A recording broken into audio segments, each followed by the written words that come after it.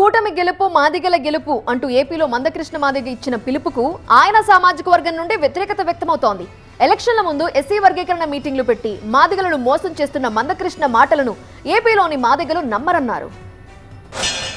జగన్మోహన్ రెడ్డి గారి ప్రభుత్వం దళితులకు, గిరిజనులకు, పేద వర్గాలకు ఎన్ని రకాలుగా అన్యాయం చేసిందో వాటన్నిటిని వెలుగులోకి తీసుకొచ్చే విధంగా ఖచ్చితంగా మా ప్రయత్నం మేము కొనసాగిస్తాం. ఏది ఏమైనా రేపు టీడీపీ గెలుపు, బీజేపీ జనసేన గెలుపు, కూటమి గెలుపు మాదిగల గెలుపుగా మేము భావించుకునే విధంగా ఆహార నిశ్చలు శ్రమిస్తాం, కూటమిని గెలిపిస్తాం.